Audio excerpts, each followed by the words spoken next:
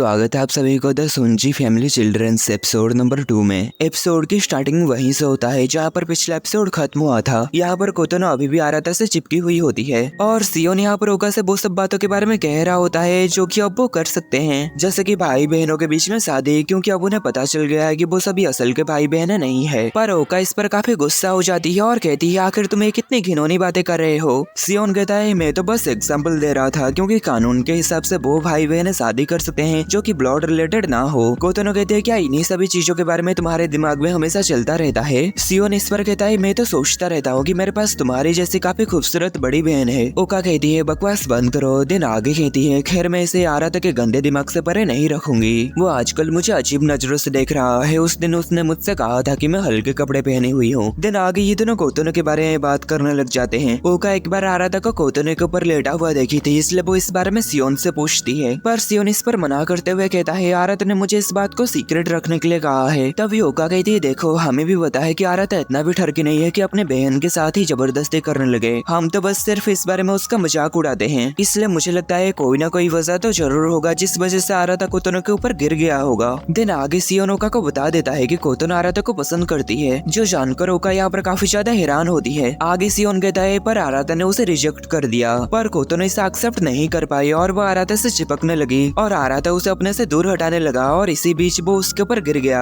ओका यहाँ पर इन सब बातों के ऊपर विश्वास कर ही नहीं पा रही होती। सियोन कहता है और आराता ने इसे सीक्रेट रखने के लिए इसलिए कहा था क्योंकि अगर इस बारे में सभी को पता चल जाए तो कोतोनो को शायद काफी बड़ा ठेस पहुंच सकता है। ओका कहती है अगर ये सच है तो ये बहुत ही बुरी बात है, क्योंकि वो दोनों भाई बहन हैं और सियोन भी इस पर एग्री करता है कि इससे चीजें काफी बदतर बन सकती है। दिन हम इन दोनों का सीन देखते हैं। कोतोनो यहाँ पर आराता को काफी कस के पकड़ लेती है और उसे आई लव यू कहती है। आराता कहता है ये तुम क्या कह रही हो, क्या तुम पागल हो गई हो, ऐसा बिल्कुल भी नहीं हो सकता। कोतोनो कहते हैं क्यों नहीं हो सकता, मैंने इंटरनेट में सर्च किया है, भाई बहन जो कि ब्लड रिलेटेड ना हो उनके बीच में शादी होने में कोई दिक्कत नहीं। दिन आगे कहती है क्या मैं बुरी बच्ची हूँ। तभी आराता उसे अपने से छुड़ा के उसके चेहरे में देखता है तो वो काफी घबराई हुई होती है। आगे आराता उससे कहता है तुम बिल्कुल भी बुरी बच्ची नहीं हो, तुम जैसे टीनेजर्स अपने करीबी लोगों के प्रति अपनी फीलिंग्स को लेकर कंफ्यूज हो जाते हैं। कोतोनो कहती है नहीं मैं कंफ्यूज नहीं हूँ। आराता कहता है खैर जो भी हो इससे कोई फर्क नहीं पड़ता कि हम ब्लड रिलेटेड नहीं है, मैं तुम्हारा बड़ा भाई हूँ इसलिए तुम्हें हमेशा खुश रखना ये मेरा काम है, ये मेरी रिस्पॉन्सिबिलिटी है कि मैं तुम्हें प्रोटेक्ट करूँ जब तक तुम्हारी शादी ना हो जाए। दिन आगे आराता कहता है अभी जो हुआ मैं इन सब के बारे में भूल जाऊंगा, अब जाओ नहा लो।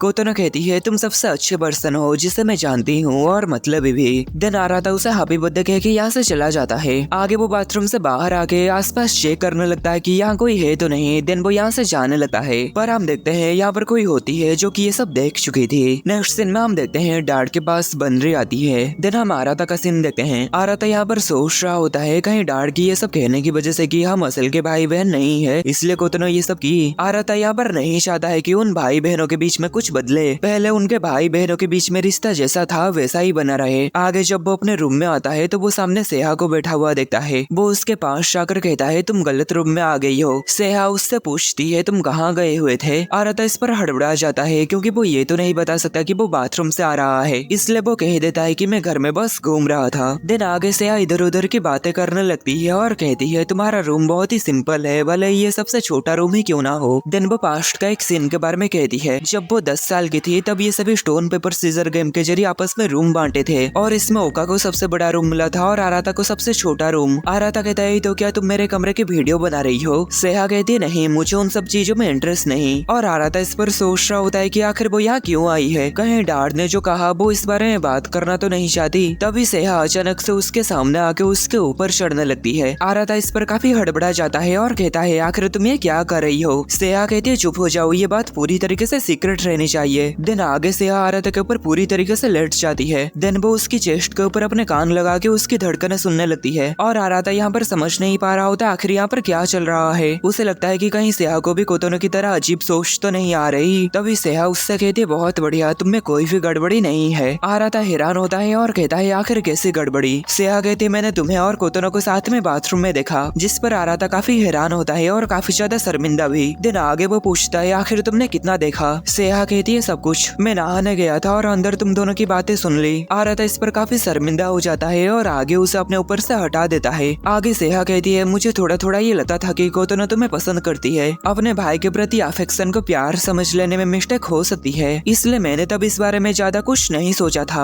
पर आज जो इंसिडेंट हुआ उसे देखकर मैं समझ गई कि वो पूरी तरीके से तुम्हारे प्यार में डूब गई है। मुझे लगता है कि तुम हमारी फैमिली के सबसे बड़े बेटे होने के नाते तुम उस सिचुएशन को सबसे अच्छे से संभाले। पर मैं ये कंफर्म करना चाहते थे कि तुम हम बहनों के साथ रह के तुम्हारे दिल में हमारे प्रति कोई रोमांटिक फीलिंग ना आ गई हो। आराधा सोचता है तो वो अपने बहनों को प्रोटेक्ट करने के लिए ऐसा की। देन वो उससे कहता है तुम दूसरे तरीकों से भी इसे कंफर्म कर सकते थे ना। सेहा कहती है ये देखते हुए कि मुझे तुम्हें कोई भी इंटरेस्ट नहीं है, इसलिए ये सबसे आसान तरीका था। देन आगे आराधा कहता है खैर मेरे बारे में इतना गंदा सोचना बंद करो, वो मेरी छोटी बहन है, आखिर उसके लिए मेरे अंदर रोमांटिक फीलिंग क्यों ही आएगी। आगे सेहा उससे कहने लगती है कि क्लोज रिलेटिव के बीच में शादी क्यों नहीं किया जाता, जैसे कि जापान में आर्टिकल 734 में इन जैसे रिश्तों में शादी करना बयान है, और सेम जिन वाले लोगों के बीच में शादी करने से उनके बच्चों में हेल्थ इशू आ सकती है। पर ये जानने के बाद कि हम सभी भाई बहन नहीं है, इन सब का कोई मतलब नहीं रह गया। इसलिए ये बात कह के कि हम भाई बहन है तुम कोतनों को दूर नहीं रख सकते हो। यहाँ तक कि कजन्स के बीच की शादी भी अब नॉर्मल बात हो चुकी है। मिनामी और सियोन को छोड़ के हम सभी में से किसी के ऊपर भी अब भाई बहनों वाला रूल लागू नहीं होगा, इसलिए हमारे बीच फिजिकल रिलेशनशिप बनाना अब पॉसिबल है। आराधा इस पर हड़बड़ा जाता है और कहता है आखिर तुम्हें क्या कह रहे हो। सेहा कहती है मैं तो बस फैक्ट्स बता रही हूँ, हालांकि मुझे पर्सनली तुम्हारे साथ फिजिकल होने में नफरत है। देन आगे वो यहाँ से जाते हुए कहती है शायद कोतनो ने इस बात को बड़ी ही आसानी से समझ ली है। देन आगे वो कहती है खैर मुझे खुशी है कि तुम्हारी हार्ट बीट पूरे समय नॉर्मल रही, इसका अलावा मैं तुम्हारी बड़ी बहन हूँ, इसलिए मुझे सेहा चान बुलाओ। देन उसके जाने के बाद आराधा यहाँ पर सोचता है कि आखिर ये सब क्या था। नेक्स्ट हमें अगले दिन का सीन दिखाया जाता है। कल जो कुछ भी हुआ उन सब के बारे में आराधा यहाँ पर सोच रहा होता है। दिन वो स्कूल निकलने लगता है, तभी वो इन दोनों को देखता है। बंदरी यहाँ पर अपनी इंटर्नशिप पे पहन के जाने वाली यूनिफॉर्म को पहन कर ट्राई कर रही होती है, और वो कोतनो को भी ये ड्रेस पहना दी थी। देन वो आराधा से पूछती है क्या तुम्हें ये पसंद आया। लड़कों को इस तरीके के ड्रेसेस काफी पसंद आता है। आराधा कहता है हर लड़कों के पसंद अलग होता है। बंदरी इस पर रोने लग जाती है और कहती है तो क्या तुम्हें हम पसंद नहीं आए। आराधा इस पर कहता है मैंने ऐसा तो नहीं कहा। बंदरी इस पर कहती है तो क्या तुम्हें हम पसंद है। आराधा इस पर काफी शर्मा जाता है और कहता है आखिर तुम्हें क्या कह रहे हो, हम भाई बहन है। आगे कोतनो बंदरी से कहती है स्कूल जाने का टाइम हो चुका है। इस पर बंदरी यहीं पर ही उसकी ड्रेस चेंज करने लगती है। नेक्स्ट सीन में ये दोनों स्कूल जाने लगते हैं, और यहाँ पर हमेशा की तरह ये लड़के इन लड़कियों को देखकर इनकी तारीफ कर रहे होते हैं। सियोन कहता है अगर सभी लोगों को पता चल गया कि हम असल के भाई बहन नहीं है तो क्या होगा। आराधा उससे कहता है चुप रहो। सियोन कहता है मैं तो मजाक कर रहा था। देन वो कहता है आगे देखो कल इतना सब कुछ होने के बाद भी वो लड़के ऐसे बिहेव कर रहे हैं जैसे कल कुछ हुआ ही ना हो। नेक्स्ट दिन में हम देखते हैं ये सभी स्कूल में अपना अपना समय बिताते हैं। देन स्कूल खत्म होने के बाद आराधा घर के लिए निकल रहा होता है, पर अभी भी वो इस बात से उभर नहीं पाया होता है कि वो सभी असल के भाई बहन नहीं है। तभी वो सोचता है इस बात से बाकी सभी लड़कियों को ज्यादा कोई भी फर्क नहीं पड़ी है। आगे वो कहता है चाहे कुछ भी हो जाए हम अभी भी भाई बहन ही रहेंगे, हमारे बीच में कोई भी चीजें नहीं बदलने वाला है। तभी यहाँ पर मिनामी आ जाती है। आज उसकी कोई भी क्लब एक्टिविटी नहीं थी, इसलिए वो जल्दी घर वापस जाने वाली थी। आराधा उसके बारे में सोचता है वो चौथी बहन है और हमेशा काफी खुश रहती है। दिन आगे आराधा उसकी तारीफ करता है कि वो मिडिल क्लास टेनिस चैंपियनशिप में 3 बार विनर रही है। ऐसे ही वो उसके बारे में बहुत कुछ कहता है। तभी मिनामी उससे कहती है तुम भी काफी एथलेटिक हो। आराधा कहता है हाँ लेकिन तुम एक डिफरेंट लेवल पे हो।